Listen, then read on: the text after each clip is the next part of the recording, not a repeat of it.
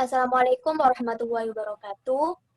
Kami dari kelompok 7 Komunikasi Bisnis ingin mempresentasikan hasil kerja kami, yaitu tentang komunikasi pemasaran.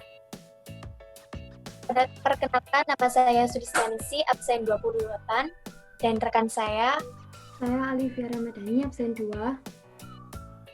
Saya Kak Alvanda, absen 8. Baik, bisa di next.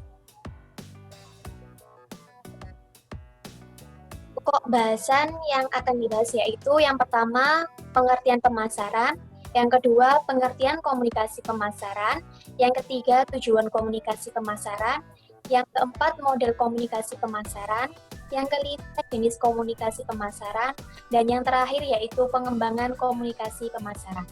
Bisa di next. Apa itu pemasaran? Pemasaran adalah suatu proses sosial dan manajerial yang di dalamnya individu dan kelompok mendapatkan apa yang mereka butuhkan dan inginkan, dengan menciptakan, menawarkan, dan mempertukarkan produk yang bernilai kepada pihak lain. Bisa di next.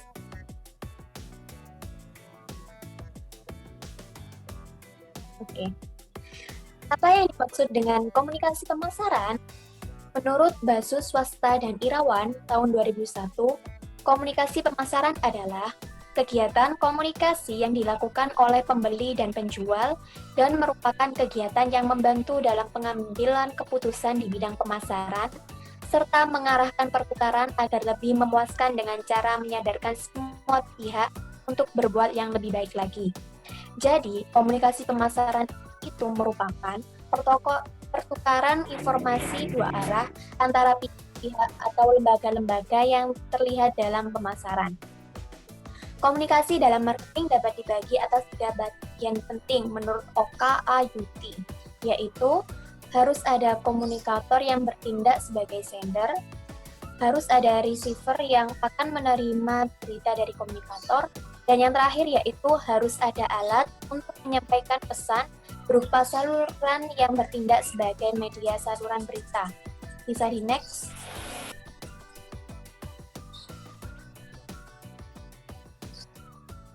Yang ketiga yaitu tujuan komunikasi pemasaran.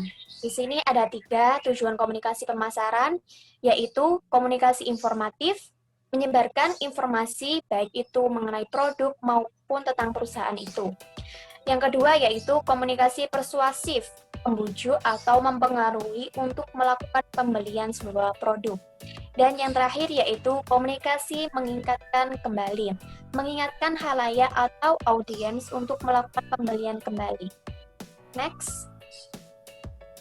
Selanjutnya yaitu model komunikasi menurut Kotler. Dalam proses komunikasi, kewajiban seorang pengirim adalah berusaha agar pesan-pesan dapat diterima oleh penerima sesuai dengan kehendak pengirim. Model proses komunikasi dapat memberi gambaran kepada pemasar bagaimana mempengaruhi atau mengubah sikap konsumen melalui desain, implementasi, dan komunikasi yang bersifat persuasif. Ada 8 langkah dalam proses program komunikasi dan promosi total yang efektif, di mana komunikator harus yang pertama mengidentifikasi audiensnya, yang kedua menentukan tujuan komunikasi, yang ketiga merancang isi pesan, yang keempat memilih saluran komunikasi, yang kelima menentukan anggaran promosi, yang keenam membuat keputusan atas bauran pemasaran, yang ketujuh mengukur hasil promosi tersebut, yang ke-8 mengelola dan mengkoordinasi proses komunikasi pemasaran yang terintegrasi.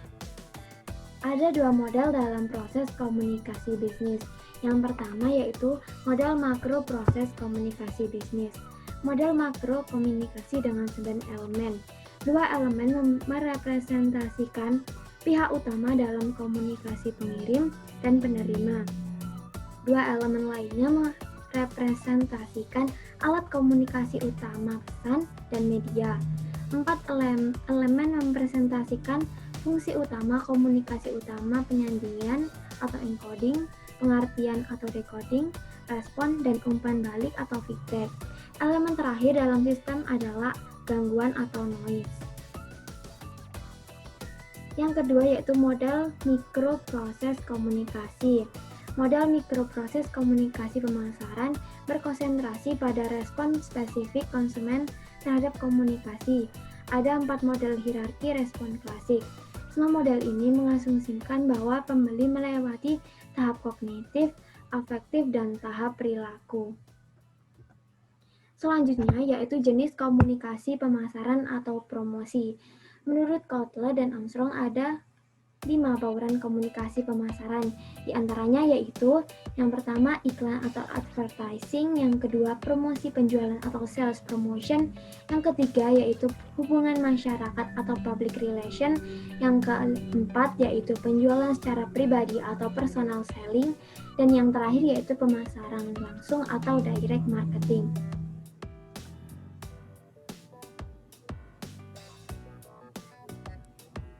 Pengembangan komunikasi pemasaran.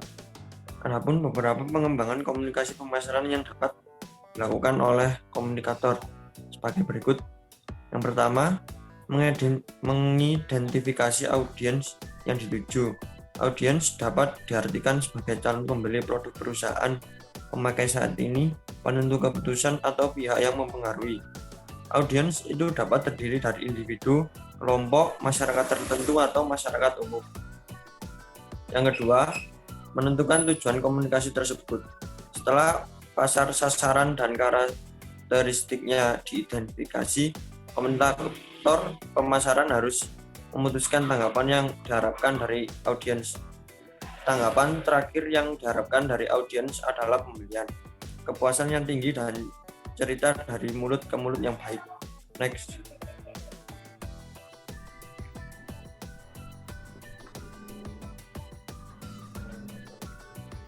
Yang ketiga, merancang pesan.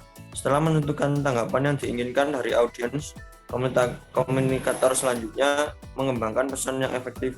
Idealnya pesan itu harus menarik perhatian, attention, memperhatikan ketertarikan, interest, membangkitkan keinginan, desire, dan menggerakkan tindakan, action. Memformulasikan pesan memerlukan pemecahan atas 4 masalah. Yang pertama, isi pesan, apa yang akan dikatakan. Yang kedua, struktur pesan, bagaimana mengatakannya secara logis. Yang ketiga, format pesan, bagaimana mengatakannya secara simbolis. Yang keempat, sumber pesan, siapa seharusnya mengatakannya.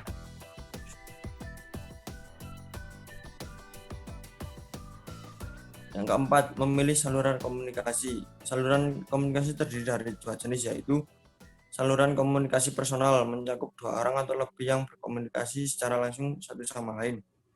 Saluran komunikasi non-personal, menyampaikan pesan tanpa melakukan kontak atau interaksi pribadi, tetapi dilakukan melalui media, atmosfer, dan acara. Yang kelima, menentukan total anggaran promosi. Yang keenam, membuat keputusan atas bauran promosi, marketing mix. Perusahaan harus mendistribusikan total anggaran promosi untuk 5 alat promosi, yaitu iklan, promosi penjualan, publisitas, personal selling, direct marketing. Yang ketujuh, mengukur hasil promosi tersebut. Setelah menerapkan rencana promosi, komunikator harus mengukur dampaknya pada audiens sasaran.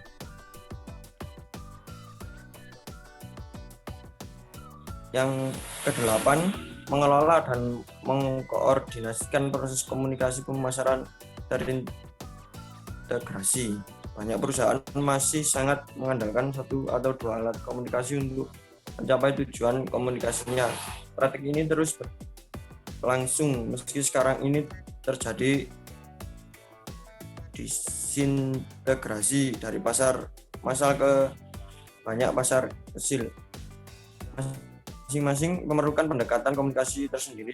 Berkembangnya berbagai jenis media baru dan semakin canggihnya konsumen, alat komunikasi pesan, dan audiens yang sangat modern.